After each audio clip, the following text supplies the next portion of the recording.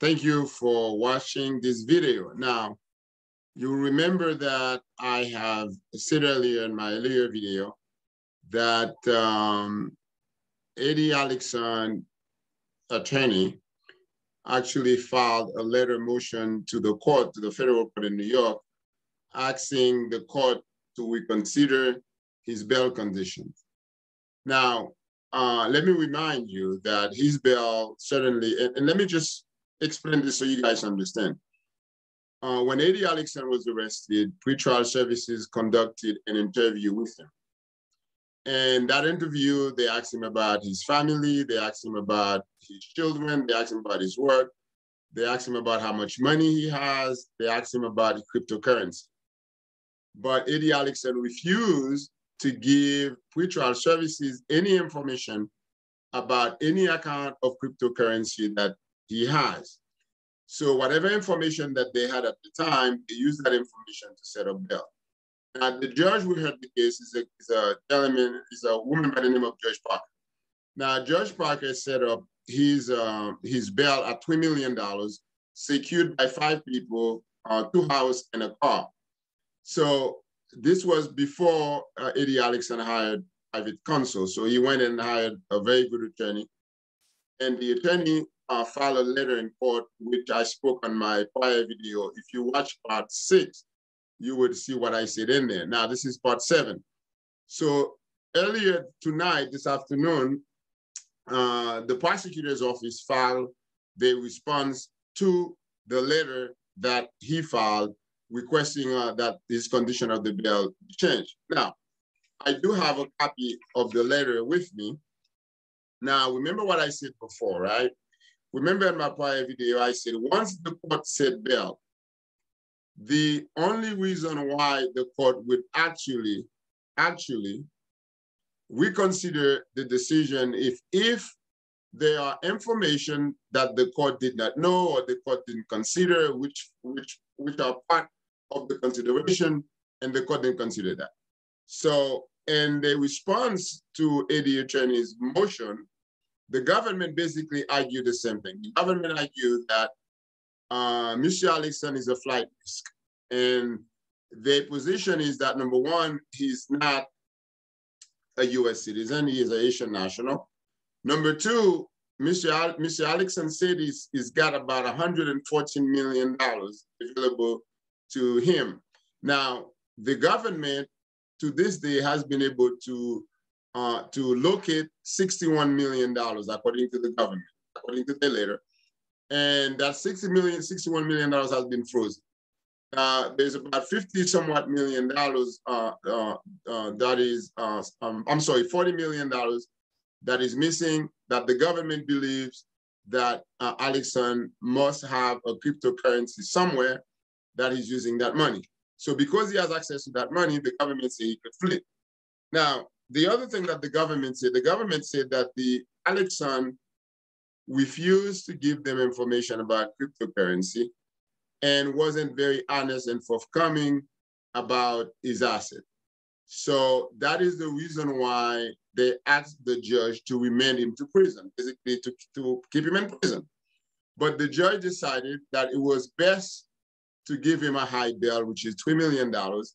And I know what you guys are thinking, because I have received some comment on my prior video, and somebody made a comment that people who kill people, sometimes do not have that high of a bail.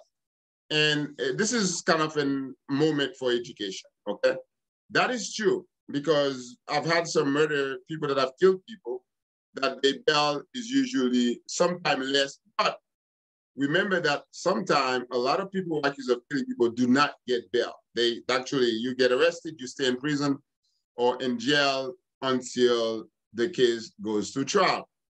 But in this case, and I'm going to say this is what the judge considered, and I have a copy of the government letter. And they're saying that Judge Parker considered the following thing. One, the weight of the evidence against Eddy Alexandre. Remember what I said to you guys. I said to you that the government case is very strong. Eddy Alexandre was collecting money from people, and he promised, he guaranteed them 5% every week. between 5% to 9.97% every week. He was using other people's money to make payment to people that invested later on, and he was doing this every Friday. The fact of the matter is, according to the government, he never invested the money. He kept the money in his own personal account, and he lied to the investors. Now, the fact that, okay, investors are not complaining, no one is calling the government and telling the government, hey, this guy took my money, he refused to pay me. That doesn't mean he hasn't committed a crime. Okay? That doesn't mean that. The government doesn't need you or anybody else to complain about whether or not Alexandre did something right or wrong. The law is very clear. You cannot lie to people about investment. Even when the person doesn't complain, it's still a goddamn crime, okay? So now, when the government look at the weight of the evidence, when the judge look at the weight of the evidence, the judge opine that it is more likely than not that when he goes to trial, that evidence is presented, he will be convicted. That was the first thing. The second thing that the judge considered is the potential for a lengthy period of incarceration upon conviction. So that was the second thing the judge considered in issuing the $2 million bail. What does that mean? That means that there were 2 counts that the government charged them with 2 counts. One is commodities fraud. The other is wire fraud. With the commodities fraud, he's facing 10 years. With the wire fraud, he's facing 20 years. So if he's convicted of both, he would be facing about 30 years. But that is the statutory, okay, prison time, okay? It's not the sentencing guideline. So most likely, he probably would be facing anywhere between 108 months in prison to 150 months in prison because he's never been arrested before, he's never been in trouble before. So he will be looking between probably 10 to about 15 and a half years also, okay? So that's what the judge looked at. That was the second one. The third thing the judge looked at is whether or not Alexandre has foreign ties.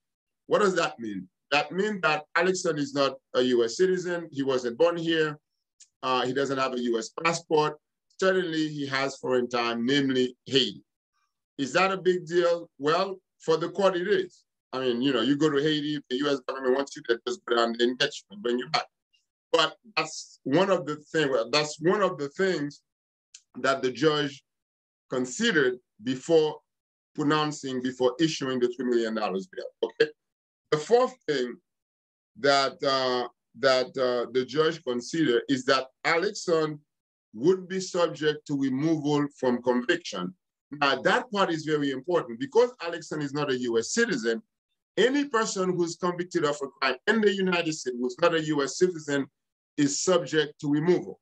And it's very, very, very, very hard to counter that. It's very hard to fight against that. Now, if Alexandre is convicted of wire fraud, not only that he would go to jail, but once he's done his prison time, not only go to prison, but once he's finished with prison time, he will be removed to Haiti, okay?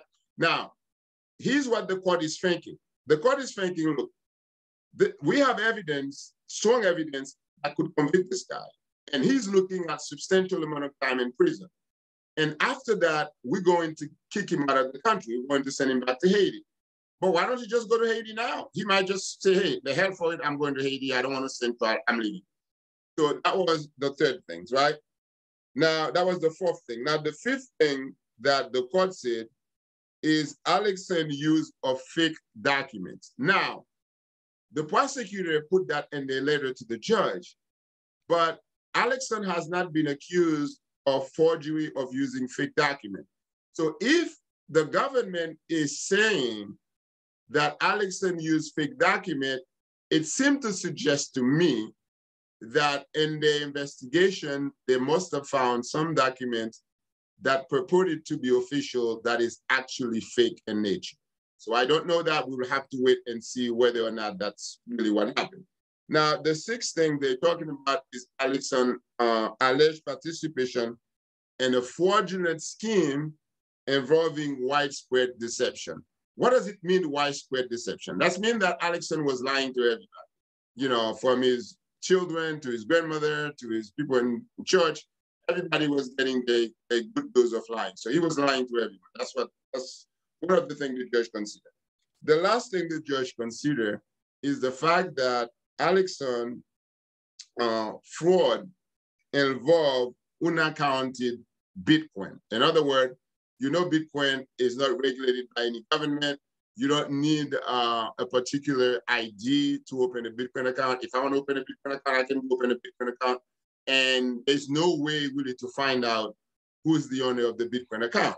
I mean, you know, so those are the things that the judge considered when the judge actually issued the $3 million bail, in addition to all the other conditions, including the fact that Alexandre has to hire, you know, a security guard to protect him from himself, basically, to protect him from leaving the house. Okay. Now, remember what I said to you, right? Once the court makes a decision, for the court to reconsider the decision, there has to be some new circumstances. There's got to be some kind of issues that the judge didn't consider before or they didn't know about it. Now, here's where things get tricky, right? The prosecutor is saying in their letter that the only thing that the judge did not consider is how much money in Bitcoin that Eddy Alexandre has in foreign account, because they're saying that the Bitcoin is in foreign account somewhere overseas. So here's the trick part. If Alexandre tells them about the Bitcoin and they find out that it's $45 million of Bitcoin, that against another charge against Alexandre. So obviously his lawyer would not advise him to tell him where the Bitcoin is. I mean, if I was his lawyer, I would say, don't say anything about the Bitcoin, forget about it, we're not going to talk about it, okay? So that's one thing. Now, here's the funny thing. The prosecutor is saying, in order for the judge to have to reconsider his bail condition, Alexandre would have to come forward and tell them the truth about what the Bitcoin is. Now, Alexandre has a very good lawyer, and I don't have to tell you what I think. I'm sure the lawyer is more capable to advise Alexandre instead of me telling you. But this doesn't sound right to me at all. This doesn't sound right to me. So here's what I'm going to tell you guys. And I'm going to keep reporting on this case until it's over, and depends on what happens. Sometimes the case gets to be over fast. Sometimes it doesn't. It really depends on the defendant. If the defendant wants to go to trial, let's say that Alexandre decided to go to trial, which he may want to do, because, you know, you got a guy like that, he probably has a lot of ego. He probably think he can win this. He's probably think that there are too many people believing in him and that he has something to prove. He's going to go to trial and then he's going to lose.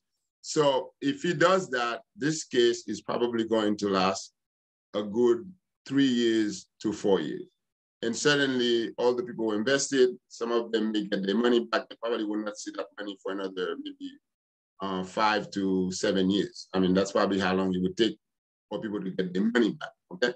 Now, in the prosecutor's letter to the judge, they're saying that there is nothing new about Alexandre that would force the judge to reconsider the bail condition. So what that meant is that more likely than not, okay, and we'll find out sometime on the 26th, on Thursday, the court, the hearing is at 10 o'clock at the Southern District Court in Manhattan. I will find out after, you know, about 11 o'clock, 12 o'clock, I will find out what the answer is, whether or not the judge will change his bail condition. But here's my take on this. The judge will not change the bail condition. The judge will say that there was nothing new. Now, when the judge made the decision, the judge knew at the time what Eddy Alexandre told them. That's all they knew. The only thing that they don't know is how much money is in that cryptocurrency account. And for Alexandre to tell them that now would smell a lot of trouble for him. And I got to tell you something, I got to give it to Alexandre, because a lot of people, once they get arrested, they get scared, they're afraid, and they're talking, they're singing like a goddamn bird. But Alexandre kept his cool. He didn't tell them about the cryptocurrency, which, for whatever it's worth, might end up being a good thing for him. So I thank you guys for watching this video. Keep coming back. Please do subscribe to my channel, The Professor. Also, do tell your friend about this channel, because the Eddy Alexandre case is not the only case that I'm going to talk about. I'm going to talk about also the case of Wallace Pierre, another Haitian American who actually was arrested in 2018, who got convicted after a jury trial in 2021. And his case involved, I think, between $3 to $10 million. It wasn't a big case. He took money from about 100 people, most of them church people from his church. He took the money from them, never invested the money, and actually was running a Ponzi scheme. He went to trial. He got convicted. I could have told him that. He got convicted. And yesterday, May 24th, 2022, he was sentenced to 7 years in prison.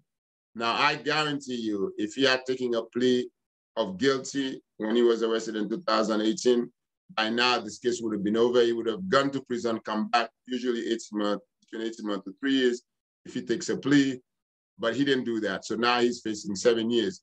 It is a sad state of affair when a man in his 50s, 52 years old, is going to prison. I believe that Mr. Eddy Alexandre is 50 years old, and I wish him well. I wish his family well, and we'll be praying for him, because God knows he will need the prayer. Thank you.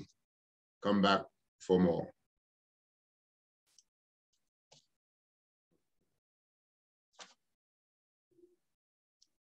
All right. How do we do this?